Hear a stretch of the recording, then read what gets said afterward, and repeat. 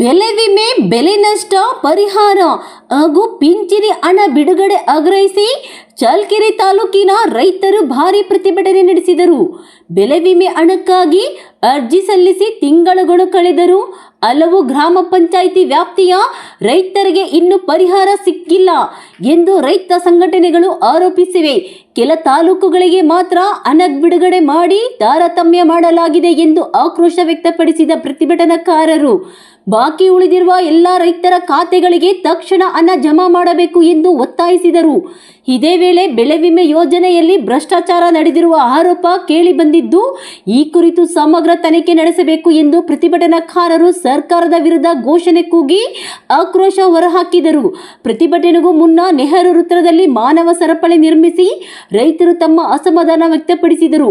ಬಳಿಕ ತಾಲೂಕು ಕಚೇರಿಗೆ ತೆರಳಿದ ವೇಳೆ ಮುಖ್ಯ ಗೇಟ್ ಬಂದ್ ಮಾಡಲಾಗಿದ್ದರಿಂದ ರೈತರು ಅಂಬೇಡ್ಕರ್ ವೃತ್ತದಲ್ಲಿ ರಸ್ತೆ ತಡೆ ನಡೆಸಿ ಪ್ರತಿಭಟನೆಯನ್ನು ತೀವ್ರಗೊಳಿಸಿದರು.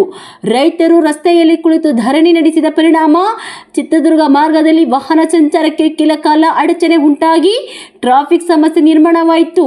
ಸ್ಥಳದಲ್ಲೇ ಯಾವುದೇ ಅಹಿತಕರ ಘಟನೆ ನಡೆಯದಂತೆ ಬಿಗಿ ಪೊಲೀಸ್ ಬಂದೋಬಸ್ತ್ ಏರ್ಪಡಿಸಲಾಗಿತ್ತು. ರೈತರ ಬೇಡಿಕೆಗಳಿಗೆ ಸರ್ಕಾರ ತಕ್ಷಣ ಸ್ಪಂದಿಸಿ ಸಮಸ್ಯೆ ಪರಿಹರಿಸಬೇಕು ಎಂದು ವಿವಿಧ ರೈತ ಸಂಘಟನೆಗಳು ಆಗ್ರಹಿಸಿವೆ.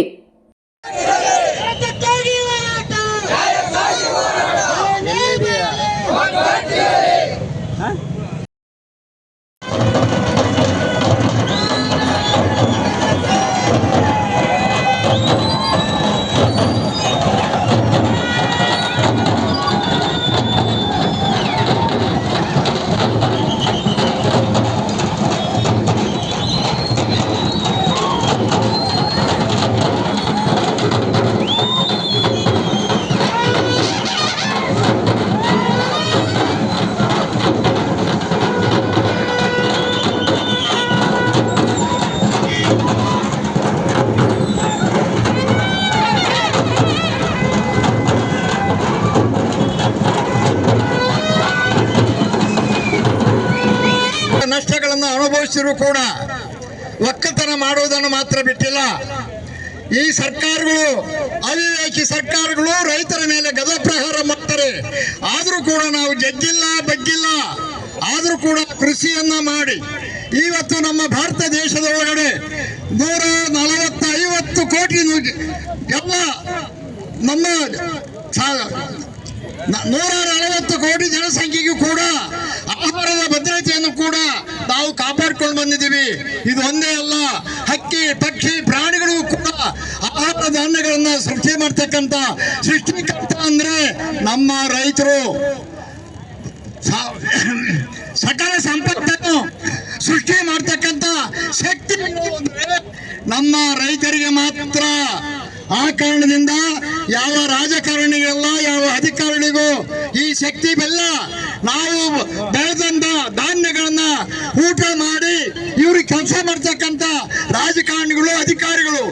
ಆದರೆ ನಾವು ಇಷ್ಟು ಕಷ್ಟಪಟ್ಟು ಮಾಡಿದ್ರು ಕೂಡ ನಮ್ಮ ಇವತ್ತು ಬೆಳೆ ವಿಮೆ ಹಾಕಿರೋದಂದ್ರೆ ಇದು ಭಿಕ್ಷೆನೋ ಇದೇನೋ ನನಗೆ ಗೊತ್ತಾಗ್ತಿಲ್ಲ ಸ್ವಾಮಿ. ಈ ಭಿಕ್ಷೆನ ಈ ಸರ್ಕಾರಗಳು ಹಾಕ್ಬೇಕಂದ್ರೆ ಈ ಸರ್ಕಾರಗಳಿಗೆ ನಾಚಿಕೆ ಆಗ್ಬೇಕಾಗಿತ್ತು, ಅವಿವೇಕಿ ಸರ್ಕಾರಗಳಿಗೆ.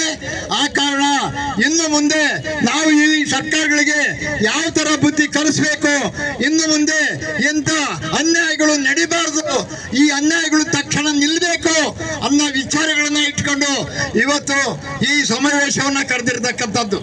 ಆದ್ರಿಂದ ಏನು ಇವತ್ತು ಸಂಬಂಧಪಟ್ಟ ಅಧಿಕಾರಿಗಳ ಬಲ್ಲೆ ಅವ್ರ ಹತ್ರ ಮಾತಾಡೋಣ.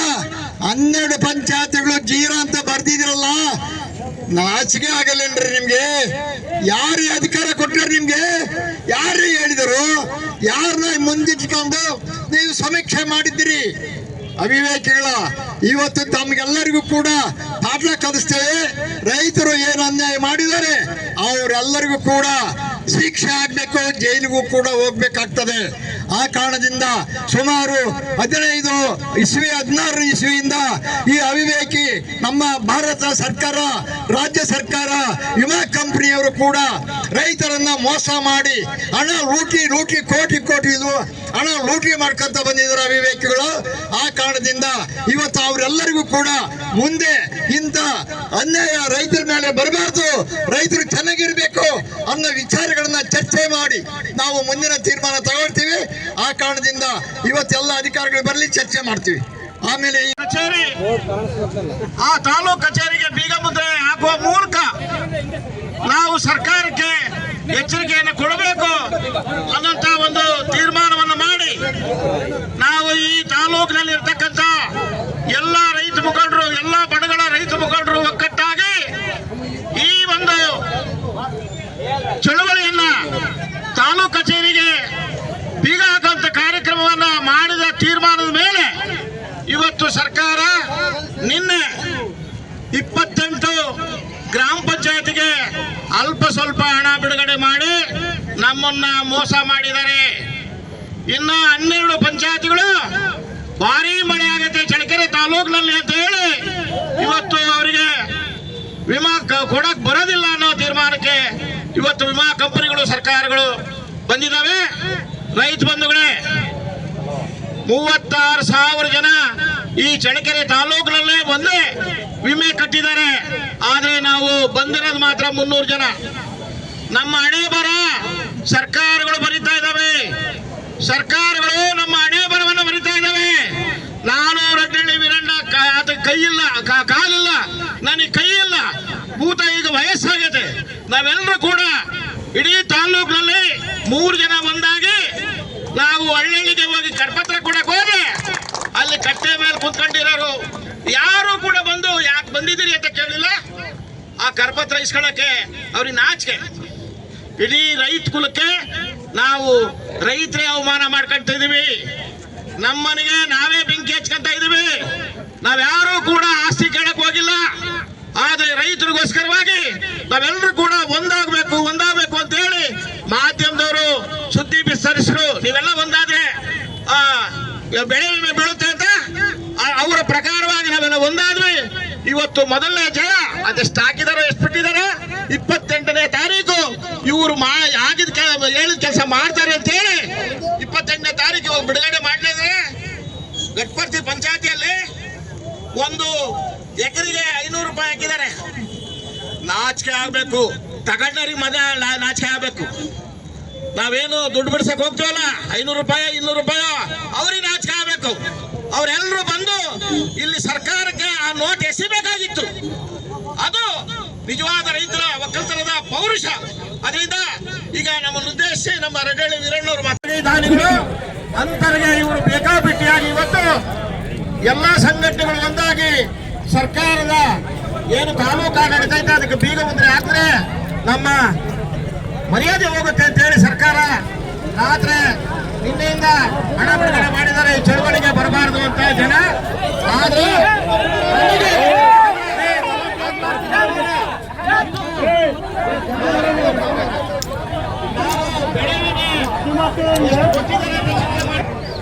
ನಮ್ಮ ಒಕ್ಕಲ್ತನದ ಬಗ್ಗೆ ಮಾತಾಡೋದು ಮೊದಲು ನಮ್ಮ ಒಕ್ಕಲ್ತನದ ಬಗ್ಗೆ ಮಾತಾಡೋಣ, ಆಮೇಲೆ ರಾಜಕಾರಣ.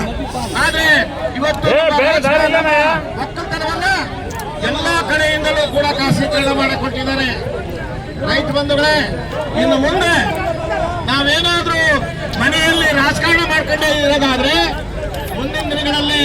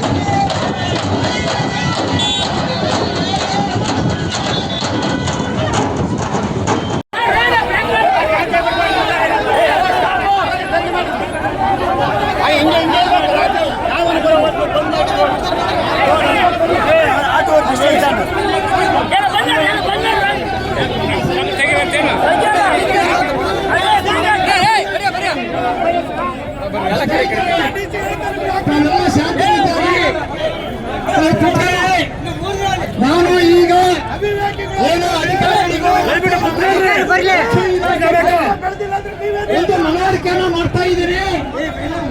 ನಾವು ಇವತ್ತು ಇಲ್ಲಿಗೆ ಬಂದಿರ್ತಕ್ಕಂಥವ್ರು ಈ ದೇಶದ ಪ್ರಭುಗಳು ಮತ್ತು ಮಾಲೀಕರು, ಪ್ರಭುಗಳು ಮತ್ತು ಮಾಲೀಕರು ಕೇಳಿಗಳಲ್ಲ. ನಾವು ಯಾವುದೇ ಬಾಂಬು ಬಂದೂಕ ಲಾಠಿ ತಂದಿಲ್ಲ. ನಾವು ನ್ಯಾಯಯುತವಾಗಿ ನಾವು ಇಲ್ಲಿ ಕೇಳಲಿಕ್ಕೆ ಬಂದಿರ್ತಕ್ಕಂಥದ್ದು. ನಾವು ಏನು ನಮಗೆ ಎಲ್ಲ ವ್ಯವಸ್ಥೆಯನ್ನು ಮಾಡಿಕೊಟ್ಟಿದ್ದೀವಿ, ಆದ್ರೆ ನಮಗೆ ಯಾಕೆ ಕೊಟ್ಟಿಲ್ಲ ಅಂತ ಕೇಳಲಿಕ್ಕೆ ಬಂದಿದ್ದೀವಿ. ಆ ಕಾರಣದಿಂದ ನಾವು ಇವತ್ತು ಅಧಿಕಾರಿಗೆ ನಮ್ಮ ರಕ್ಷಣಾ ಇಲಾಖೆಗೆ ಹೇಳ್ತೇವೆ, ಈ ದೇಶಕ್ಕೆ ಅನ್ನ ಕೊಟ್ಟು ಎಲ್ಲ ಕಷ್ಟಪಟ್ಟು ಅನ್ನ ಕೊಡ್ತಕ್ಕಂಥ ಪ್ರಭುಗಳು ಬಂದಿದ್ದಾರೆ, ಮಾಲೀಕರು ಬಂದಿದ್ದಾರೆ.